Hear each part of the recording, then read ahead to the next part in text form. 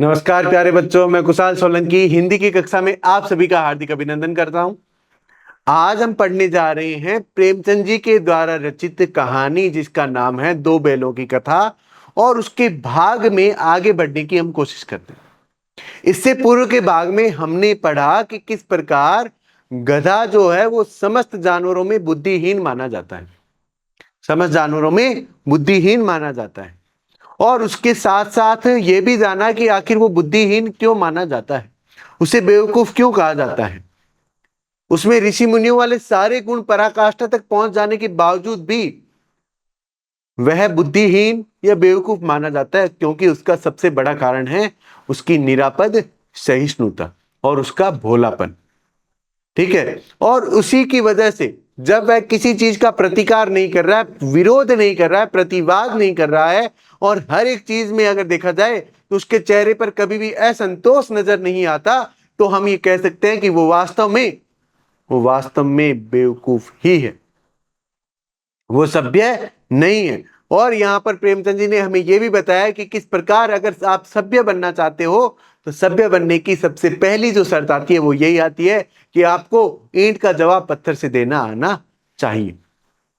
और फिर उसके बाद में वे बताते हैं कि अगर इस जानवर को छोड़ भी दिया जाए तो इसके अलावा एक और जानवर की चर्चा होती है जिसका संदर्भ भी कई बार बेवकूफ में मूर्ख के रूप में कर लिया जाता है, जिसका नाम है बैल। ठीक है, तो ये जो नाम आपके सामने आ रहा है इसके साथ में जुड़ी हुई है कहानी। अब हम चलेंगे, आज हमारा भाग जो होगा वो कहानी पर भाग होगा कि आखिर इस कहानी में क्या क्या होने वाला है, क्या कहानी के घटनाक्रम घटित होगी, क्या इसमें ऐसा कुछ है जो हमें बहुत कुछ प्रेरणा दे जाएगा। उन समस्त बातों का जिक्र यहां होगा। तो बढ़ते हैं आज की कहानी पर। कहानी में देखिए क्या आ रहा है। सबसे पहले आ रहा है झूरी। ठीक है, झूरी काची के दोनों बैलों का नाम थे हीरा और मोती। ठीक है, दोनों पछाई जाति के थे, देखने में सुंदर, काम में चौकस, डील में ऊंचे। बहुत दिनों साथ में रहते रहते दोनों में भाईचारा हो गया था। दोनों आमने सामने आसपास बैठे हुए एक दूसरे से मूक भाषा में विचार विनिमय करते थे। एक दूसरे के मन की बात कैसे समझ जाता था हम यह नहीं कह सकते।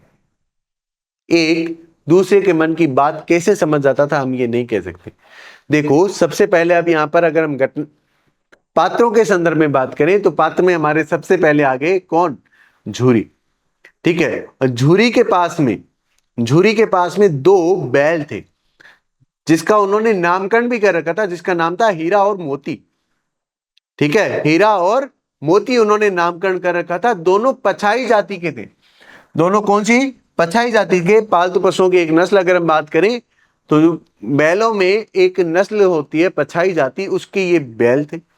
ठीक है, देखने में बहुत सुंदर थे, काम में चौकस। कोई भी काम करना होता तो उसमें पूर्ण रूप से सावधानी रखते हुए काम करते। और सबसे बड़ी बात, डील में ऊंचे, मतलब शरीर में अगर हम देखें तो इनकी कद काठी बहुत अच्छी थी, सुंदर दिखते थे, और अपने काम के प्रति बिल्कुल भी लापरवाह नहीं थे। काम के प्रति हमेशा सजग रहने वाले, सावधान रहने वाले थे। ठीक है, बहुत दिनों तक हीरा और मोती झूरी के यहां पर दोनों एक साथ रहते थे। तो क्या हुआ? दोनों में भाईचारा हो गया। तो अगर कहा जाए तो यूं समझ लीजिए, दोनों में दोस्ती हो गई।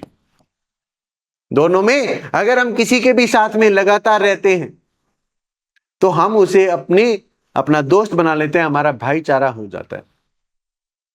दोनों आमने सामने या आसपास बैठे हुए एक दूसरे से मूक भाषा में विचार विनिमय किया करते थे। एक दूसरे से मूक भाषा, देखो जानवर बोलते नहीं है, तो अपनी भाषा में, मूक भाषा में, मूक मतलब हो गया मौन। मौन रहते हुए भी ये क्या करते? आपस में एक दूसरे से बात कर लेते, या अपनी भाषा में दोनों एक दूसरे से बात कर लिया करते थे, विचार विनिमय कर लिया करते थे। या तो आमने सामने होते या दोनों एक साथ बराबर बैठे रहते थे। ठीक है, तो दोनों आपस में क्या करते थे? विचार विनिमय कर लिया करते थे। एक दूसरे के मन की बात कैसे समझ आता था हम नहीं कह सकते। दोनों में से कोई भी हर एक के मन की, मतलब अगर हीरा है तो वह मोती के मन की, और मोती है वो हीरा के मन की बात को कैसे समझ जाता था, ये हम कह नहीं सकते। तो यहां लेखक जो स्पष्ट करने जा रहा है कि मतलब दोनों इस प्रकार से घुल मिल गए थे, दोनों इस प्रकार से दोस्त बन गए थे कि अपनी बात को बिना बोले भी समझ रहे थे। कहते हैं ना, दोस्त वो होता है जो भरी बरसात में भी भरी बरसात में भी आपके आंसू पहचान ले, है ना। तो यहां आपस में विचार विनिमय करते हैं, ये आपस में विचार विनिमय करते थे, मूक भाषा में बात करते थे, अपनी भाषा में बात करते थे, और सबसे खास बात, एक दूसरे के मन के भावों को बिना कुछ कहे ही समझ जाते थे कि सामने वाले के मन में क्या चल रहा है। हीरा समझ जाता था मोती के लिए, और मोती समझ जाता था हीरा के लिए। आगे बात यहां पर समझ में, ठीक है, पढ़ता हूं आगे।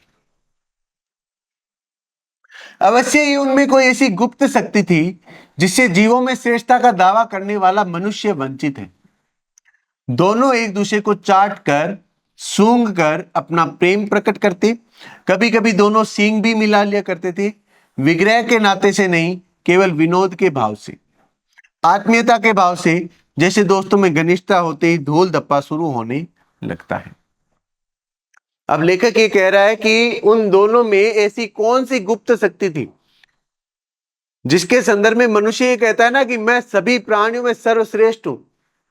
संभवतया वो शक्ति मनुष्य में भी नहीं है, मनुष्य में भी वो शक्ति नहीं है कि देखो दोनों जो है वो एक दूसरे के मन के भावों को समझ लेते थे। क्या मनुष्य समझ पाता है? नहीं समझ पाता, मनुष्य समझ नहीं पाता, है ना। और मनुष्य जो है उसमें कहीं ना कहीं ईर्ष्या, द्वेष, राग जो है, कई चीजें जुड़ जाती है, लोभ, मोह, मत्सर, सारी चीजें।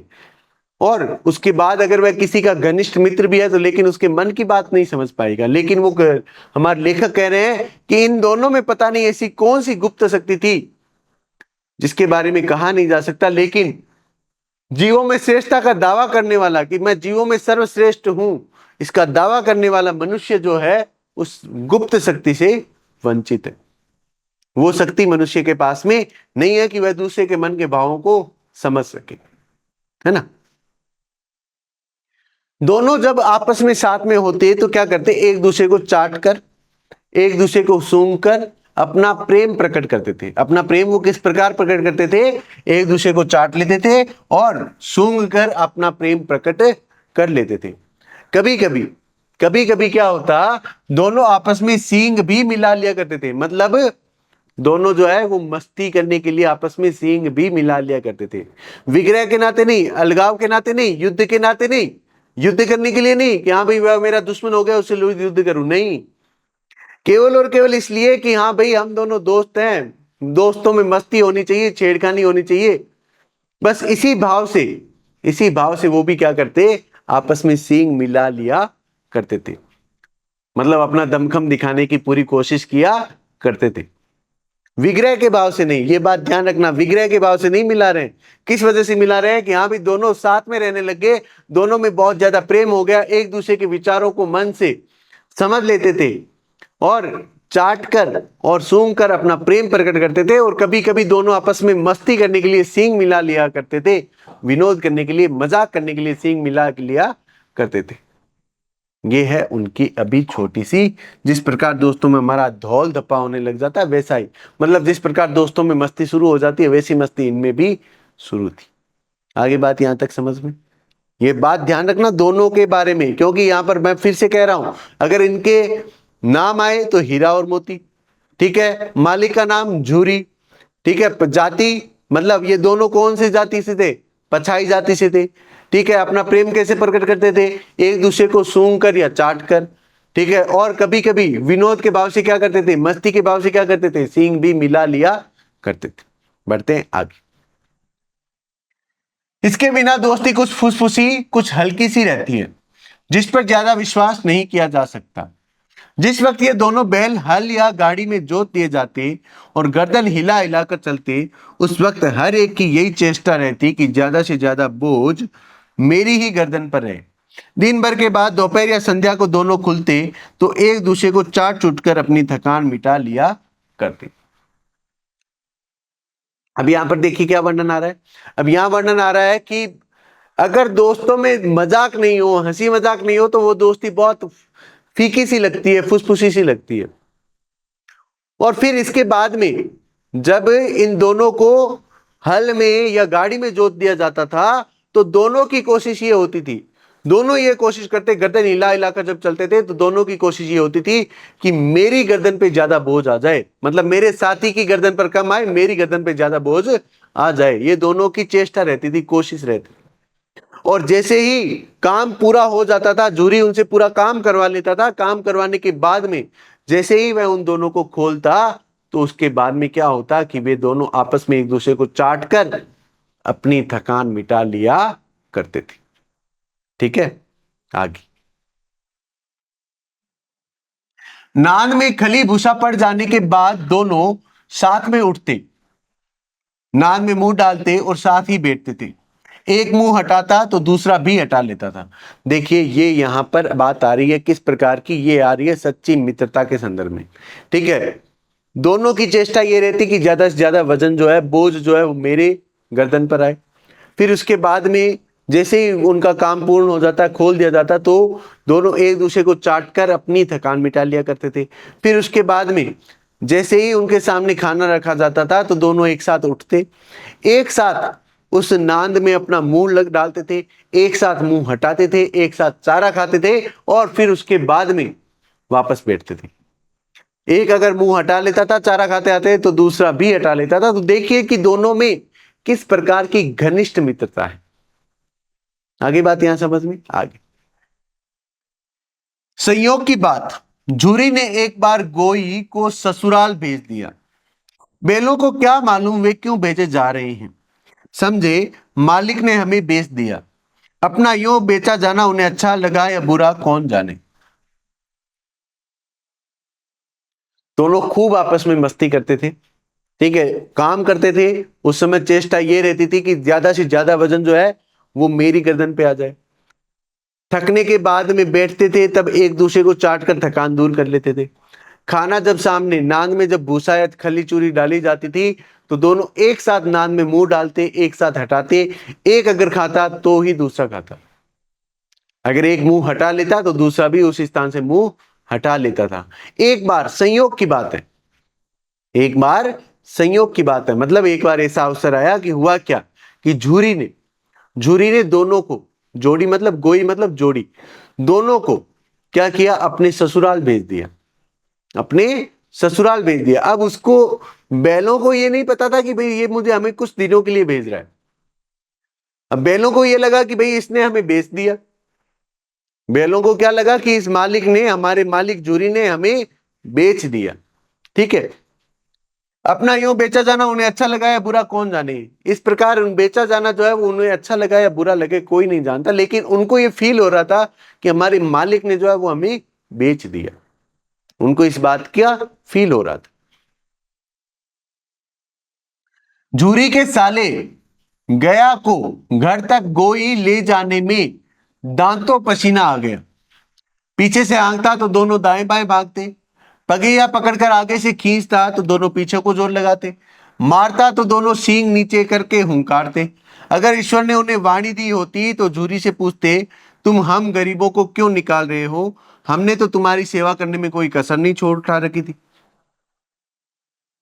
देखो, जो उनका झूरी का साला का नाम है जो है वो है गया। ये है वो क्या है, ये झूरी का साला है। ठीक है, इसका नाम ही गया है। ठीक है, इसका नाम गया है। तो ये इनको जब लेके जा रहा था, जब इनको लेके जा रहा था, तो क्या करता है कि जैसे ही इनको पीछे से चलाने के लिए हुंकारता, चलाता, तो ये कोई इधर जा रहा है कोई इधर जा रहा है, तो उसको थोड़ी दिक्कत आई, दांतों पसीना आना, मतलब बहुत बहुत मेहनत करनी पड़ी, कठिनाई आई। ठीक है, बहुत कठिनाई का सामना करना पड़ा। और फिर उसके बाद में जैसे ही आगे जो रस्सियां जो थी, उन रस्सियों को पकड़कर जब इनको खींचने की कोशिश करता, तो ये दोनों जो है वो अपने पाँव में ब्रेक लगा लेते और आगे नहीं आते। जैसे ही उनको मारने की कोशिश करता तो दोनों सींग दिखाते, हुंकारते। तो कहने का अर्थ यह है कि दोनों जो है वो ये उनको बिल्कुल भी अच्छा नहीं लग रहा था कि ये हमें क्यों ले जा रहा है। अगर भगवान ने उन्हें वाणी दी होती, भगवान ने उन्हें बोलने की शक्ति दी होती, तो वो अपने मालिक से जाकर अर्थात झूरी से जाकर पूछते कि आखिर तुमने हमें क्यों बेच दिया, आखिर तुमने हमें क्यों बेच दिया। ठीक है, तुम हम गरीबों को क्यों निकाल रहे हो, हमने तो तुम्हारी सेवा करने में कोई कसर नहीं छोड़ी। आखिर तुम हम गरीबों को क्यों निकाल रहे हो, हमने तो तुम्हारी सेवा करने में कोई कसर नहीं छोड़ी। तुम हमसे जैसा काम करवा रहे थे वैसा हम काम कर रहे थे, जिस प्रकार का खाना दे रहे थे वैसा खाना दे रहे थे। अगर हमारा काम करना तुम्हें कम जमा तो थोड़ा और काम करवा लेते, लेकिन ये बेचा क्यों। ये वाणी नहीं दी, नहीं तो वो पूछ लेते उससे। किससे? झूरी से। अगर इतनी मेहनत से काम न चलता तो और काम ले लेते। हमें तो तुम्हारी चाकरी में मर जाना कबूल था, हमने कभी दाने चारे की शिकायत नहीं की। तुमने जो खिलाया वैसे झुकाकर खा लिया। तुमने इस जालिम का हाथ हमें क्यों बेच दिया। संध्या समय दोनों बैल अपने नए स्थान पर पहुंचे। दिन भर के भूखे थे, लेकिन जब नाद में लगाए गए तो एक ने भी उसमें मुंह नहीं डाला। दोनों बैलों के मन में इतना ज्यादा क्रोध भर गया, आखिर हमारे मालिक ने हमें बेच कैसे दिया। अगर भगवान ने उसे वाणी दी होती, उन दोनों को वाणी दी होती, तो वो पूछते कि आखिर तुमने हमें क्यों बेच दिया। अगर हमारी मेहनत में कमी थी तो मेहनत और करवा लेते, मेहनत में कमी थी मेहनत और करवा लेते। इस जालिम के हाथ में क्यों बेच दिया, इस जालिम के हाथ में हमें क्यों बेच दिया। ठीक है, और क्या कह रहे हैं, तुम्हारी चाकरी में तो हमें, तुम्हारी सेवा में, मतलब हम तो तुम्हारे प्रति इतने समर्पित थे, तुम्हारे प्रति इतने समर्पित थे कि तुम्हारी सेवा में तो हम मर जाना भी अच्छा समझ रहे थे। इस जालिम का तो हमें क्यों बेच दिया। तुम जैसा खाना देते थे वैसा हम खा लेते थे, जैसा दाना देते थे खा लेते थे, जितना काम करवाते थे कर लेते थे। कभी भी तुमसे इस बात की शिकायत हमने की नहीं, किसी भी प्रकार का हमने विरोध नहीं किया। तो आखिर तुमने हमें इस जालिम के हाथों क्यों बेच दिया, क्यों बेचा हमें। इस बात का उत्तर वो जानने की कोशिश कर रहे थे। अगर भगवान ने उन्हें वाणी दी होती तो वो निश्चित तौर पर अपने झूरी से, अपने मालिक से ये सारे प्रश्न करते, ये सारी बात वो कहते। आगे बात यहां पर समझ में। और फिर उसके बाद में शाम के समय तक दोनों जो है वो उस स्थान पर पहुंचे। नए स्थान पर पहुंचे तो सीधी सी बात है, दोनों का मन बिल्कुल भी नहीं लग रहा था। उनके सामने नांद में खाना डाला गया तो दोनों ने ही एक दूसरे को देखा, मन के भाव समझ गए। दोनों में से किसी ने भी उस नांद में अपना मुंह नहीं लगाया। क्यों? क्योंकि उन्हें अपने मालिक के प्रति ये प्रेम भरा गुस्सा था कि अरे तुमने हमें बेच क्यों दिया, हम तो तुम्हारी सेवा में मर जाना पसंद कर रहे थे। आगे बात यहां समझ में, आगे देखिए। दिल भारी हो रहा था, जिसे उन्होंने अपना घर समझ रखा था वह आज उनसे छूट गया था। नया घर, नया गांव, नए आदमी उन्हें बेगानों से लगते थे। सीधी सी बात है, यहां पर उनको हर कोई जो है एकदम नया लग रहा था, एकदम सब कुछ बदल गया। कितना वह अपने मालिक से प्रेम करते थे। वो कह रहे हैं कि अगर आप हमें जैसा रखते वैसे हम रह लेते, लेकिन कम से कम इस जालिम के हाथ तो मत बेचते। नया गांव था, नया शहर था, नया स्थान था, नए लोग थे, सब उनको जो है वो बेगाने लग रहे थे, सब उनको जो है वो बेगाने लग रहे थे, मतलब अपनेपन का अभाव लग रहा था, अपनेपन का अभाव उनमें लग रहा था, अपनापन कहीं भी नहीं लग रहा था, बेगाने लग रहे थे। ये दोनों बैल यहां पर जब गया के घर पे पहुंचे हैं तब ये स्थिति बताई जा रही। आगे बात यहां पर समझ में या कोई डाउट है? ठीक है, देखिए किस प्रकार बेलों में जो है कहा गया है कि अगर वाणी होती तो ये पूछ लेते।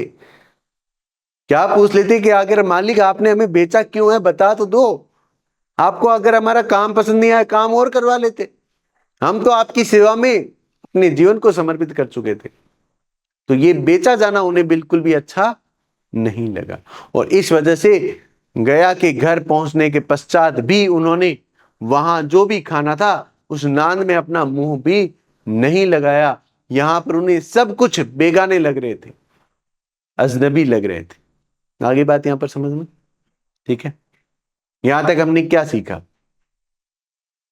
यहां तक हमने सीखा सबसे महत्वपूर्ण बात, घनिष्ठ मित्रता। देखो जब मित्रता की बात आती है तो देखिए इस पाठ में दोनों की सच्ची मित्रता, मैं कह दूं घनिष्ठ भी है और सच्ची मित्रता भी प्रकट हुई है।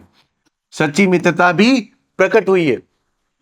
क्यों सच्ची मित्रता प्रकट हुई है? क्योंकि अगर आप देखिए, जब दोनों जो है वो एक साथ खाना खाते थे, काम पर जाते थे, तो ये होता था कि ज्यादा से ज्यादा वजन मुझ पर आए। जिस समय दोनों थक जाते, बैठते, तो एक दूसरे को चाट कर अपनी थकान मिटा लिया करते थे। बिना बोले एक दूसरे के मन के भावों को जान लेते थे। अगर एक खाना खाता तब भी दूसरा खाना खाता। अगर एक नाद में से मुंह हटा लेता तो दूसरा भी मुंह हटा लेता। और जो उन्हें शिकायत थी वो भी दोनों को एक ही थी। तो दोनों में एक साथ रहते रहते क्या हो गई थी? मित्रता हो गई थी। तो घनिष्ठ मित्रता क्या होती है? सच्ची मित्रता क्या होती है? अरे मित्रता तो वो होती है जो भरी बरसात में भी आपके आंसू पहचान ले। मित्रता वो होती है जो भरी धूप में भी आपकी छाया बनकर साथ चले, है ना। मित्रता वही होती है जो हर स्थिति में आपका साथ दे। गलत राह पर जा रहे हो तो आपको टोके, गलत राह पर जा रहे हो तो आपको टोके। ये सारी बातें किस में आएगी? घनिष्ठ मित्रता में। तो इस पाठ के माध्यम से हमें जो सबसे पहली जो चीज सीखने को मिल रही है वो मिल रही है घनिष्ठ मित्रता। मित्रता हमारी किस प्रकार की होनी चाहिए। आगे बात समझ में। बढ़ता हूं प्रश्न की तरफ। देखिए, पहला प्रश्न है, हीरा और मोती के बीच भाईचारे का मुख्य कारण क्या था? वे एक ही गौशाला में रहते थे, वे झूरी के प्रिय बैल थे, वे लंबे समय से साथ व एक दूसरे को समझते थे, वे एक ही जाति के थे। देखो, अब यहां पर उत्तर आपको सारे जो है वो एक समान से ही लगेंगे। क्योंकि बात देखो, अगर हम देखा जाए, पहला विकल्प छोड़ दो तो बाकी सारे विकल्प भी सही है, लेकिन हमें यहां पर चुनना होता है सर्वश्रेष्ठ विकल्प, सर्वाधिक उपयुक्त विकल्प चुनना होता है। तो आप देखिए क्या कह रहे हैं, वे झूरी के प्रिय बैल थे, ये बात भी सही है। वे एक ही जाति के थे, ये बात भी सही है। लेकिन उनके भाईचारे का मुख्य कारण क्या था? भाईचारे का मुख्य कारण तो यही था ना, वे लंबे समय से साथ थे, एक दूसरे को समझते थे। इस वजह से दोनों में भाईचारा हो गया था। इस वजह से दोनों में भाईचारा हो गया था। आगे बात यहां पर समझ में, ठीक है। बढ़ता हूं अगले प्रश्न की ओर। लेखक ने मूक भाषा में विचार विनिमय कहकर किस बात पर जोर दिया है? बैल बोल सकते हैं, जानवरों में भावनाएं और समझ होती है, बैलों को सिखाया गया था, झूरी बैलों से बातें करता था। बताइए। एकदम सही उत्तर है, जानवरों में भावनाएं और समझ होती है। जानवर जो होते हैं ना, उनमें भी भावनाएं होती है और उनमें भी समझ होती है। अगर आप एक कुत्ते को नियमित रूप से खाना देने लग जाओगे तो वो उसमें भी भावनाएं होती है, वह भी प्रेम को समझता है, दुत्कार को समझता है। प्रेम को समझता है और दुत्कार को समझता है। अगर आप प्रेम से व्यवहार करोगे उसके साथ में, वो हमेशा आपके सामने पूंछ हिलाएगा। आप दुत्कारोगे तो वो दूर चला जाएगा। तो मतलब कहने का अर्थ है कि जानवरों में भी भावनाएं और समझ होती है। तो लेखक ने मूक भाषा में विचार विनिमय करना है कि बात यहाँ पर जो आती है वो यहाँ पर ये ऐसे स्पष्ट होती है। प्रश्न क्रमांक 3 देखिए हमारा। लेखक कहता है, हम नहीं कह सकते कि एक दूसरे के मन की बात कैसे समझ जाते थे। इससे लेखक की कौन सी भावना झलकती है? भ्रम और संशय की, आश्चर्य और संवेदना की, उपेक्षा और संदेह की, डर और चिंता की। तो लेखक को इसमें आश्चर्य भी हो रहा है और उसके साथ में उनके प्रति संवेदना भी वो व्यक्त कर रहा है कि आखिर वो दोनों एक दूसरे को कैसे समझ जाते थे। ये वास्तव में एक आश्चर्य वाली बात थी। दोनों में कौन सी गुप्त शक्ति थी जिस गुप्त शक्ति से संभवतया मनुष्य भी वंचित है। आगे बात समझ में, ठीक है। बढ़ता हूं प्रश्न क्रमांक 4 पर। हमें तो तुम्हारी चाकरी में मर जाना कबूल था, इस कथन से बैलों की कौन सी भावना झलकती है? हमें तो तुम्हारी चाकरी में मर जाना कबूल था। अरे तुम्हारी सेवा में हम मर जाते, हमें तो वो भी मंजूर था। तो इसमें देखो कौन सी भावना प्रकट हो रही है। दुख और शिकायत की, ईर्ष्या और गुस्सा, प्रेम और निष्ठा, डर और असंतोष। बताइए, क्या इसमें दुख और शिकायत हो रहा है? क्या इसमें ईर्ष्या और गुस्सा है? क्या इसमें प्रेम और निष्ठा है? क्या इसमें डर और असंतोष है? तो देखिए, ना तो इसमें दुख और शिकायत है, ना ये है, ना ये है। इसमें है प्रेम और निष्ठा। अपने स्वामी के प्रति जो वफादारी है, निष्ठावान है, जितना वो प्रेम था, उस प्रेम की वजह से वो कह रहे हैं उस प्रेम की वजह से ये बात कह रहे हैं कि हम तो तुम्हारी चाकरी में मर जाना कंपूर था हमें तो, उस प्रेम और निष्ठा की वजह से कह रहे हैं। आगे बात यहां पर समझ में? ठीक है, बढ़ता हूं पांचवें प्रश्न को। बैल मालिक से किस बात की शिकायत कर रहे हैं? अब यहां पर शिकायत कर रहे हैं, उन्हें भूखा रखा गया था, उन्हें दूसरे किसान को बेच दिया गया, उन्हें चोट पहुंची, उन्हें आराम नहीं दिया गया। किस बात की शिकायत कर रहे हैं? बैलों को यूं अपना बेचा जाना अच्छा नहीं लगा, तो उन्हें क्या लगा कि उन्हें किसी दूसरे किसान को बेच दिया गया है। आगे बात यहां पर समझ में? ठीक है, उम्मीद करता हूं कि आज आपको जो है इस कहानी के मुख्य पात्र हीरा और मोती के माध्यम से यह बात तो स्पष्ट रूप से समझ में आ गई होगी कि घनिष्ठ मित्रता क्या होती है, और उस घनिष्ठ मित्रता में हंसी मजाक भी जरूरी है। क्योंकि अगर मित्रता में मजाक और नहीं होगा, अगर मित्रता में मजाक नहीं होगी, तो निश्चित तौर पर वो मित्रता भी फुसफुसी सी फीकी सी रहने लग जाएगी। उम्मीद करता हूं ये सारी बातें आज आप लोगों को बहुत अच्छे से समझ में आ गई होगी। उम्मीद यह भी करता हूं कि इस कहानी में आपने सीख लिया होगा कि वास्तव में जानवर जो है वो किस प्रकार एक दूसरे की मन की भावनाओं को समझ लेते हैं। उम्मीद करता हूं कि इस कहानी में आप बहुत अच्छे ढंग से अपने आप को जोड़ते हुए महसूस कर पाओगे। ठीक है, बढ़ेंगे इस कहानी में आगे और, लेकिन आगे के भागों में। ठीक है, मिलेंगे अब हम आगे, तब तक के लिए धन्यवाद। जय हिंद, जय भारत।